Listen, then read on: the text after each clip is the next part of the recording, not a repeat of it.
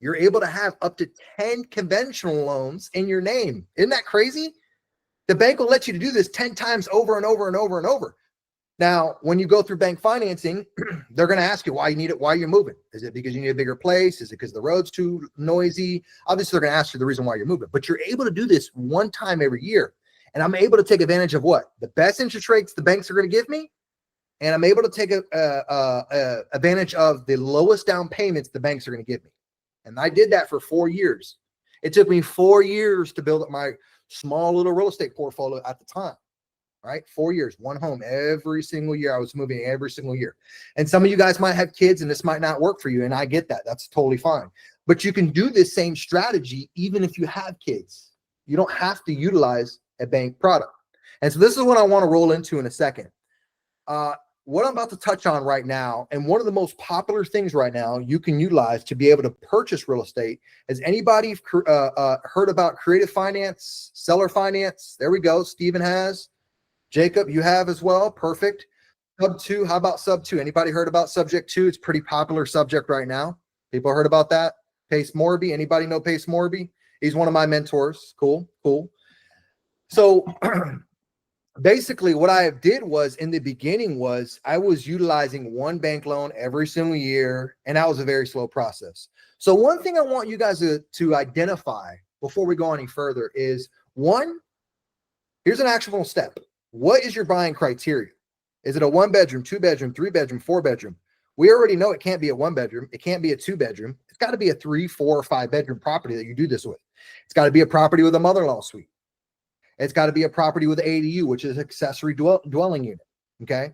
So your first actionable step I want you guys to have is create your buying criteria. Just like if you're going to go buy a car, just like if you were going to obtain a new customer for a new business, you're going to be very specific and honed in on who you are going after. Be crystal clear. Okay. So step one, I want you guys to do is create your buy box. In real estate, we call it a buy box, but if you want to call it buying criteria, what you're purchasing, however you want to call it, but we call it buy box. My buy box is my buying parameters, and I do not look outside of those parameters. Because as you guys start learning new stuff in real estate, house hack, you start investing into other deals, it's going to get very confusing very fast because there is a lot of shiny objects in real estate. And I don't want you guys to get confused. And you guys are already busy enough as it is. You guys work 9 to 5. You guys might even work more than that. I don't know what your schedule is, but I'm guessing that you guys work 9 to 5. I'm guessing that you guys maybe do minimum of 40 hours a week. Maybe you guys do 50, 60, 70, 80-hour weeks. That's a lot of time. And so you guys are probably wondering like, well, how do I juggle my 9 to 5 and actually looking and buying a piece of real estate? So first thing I want you guys to do is create a buying criteria. Create that buying criteria. Is it a 1-bedroom, 2-bedroom, 3-bedroom, 4-bedroom? If you're doing house hack, guys, it needs to be a 3-bedroom minimum. I prefer 4 bedrooms, but 3-bedroom minimum, 2 to 3 bath minimum. I like to look for mother-in-law suites. I like to look for accessory dwelling units.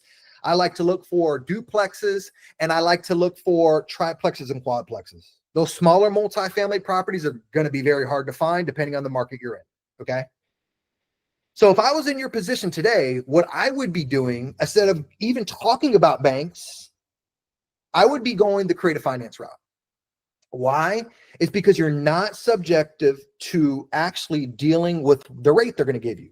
So right now, guys, if you're going to hang up this phone call with me and say, you know what, I'm going to go and talk to Chase. Javier's got me all pumped up. I'm excited. Oh my God, I just learned something new today.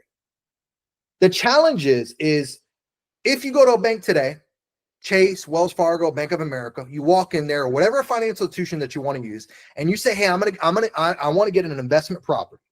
They're going to say 2 things to you. Okay, 20% down, and interest rates are between 8 to 10%. That is very, very expensive debt, first of all. And second of all, I want you guys to always think about this word, velocity of money. Velocity of money. How do I take my money and spread it wide as possible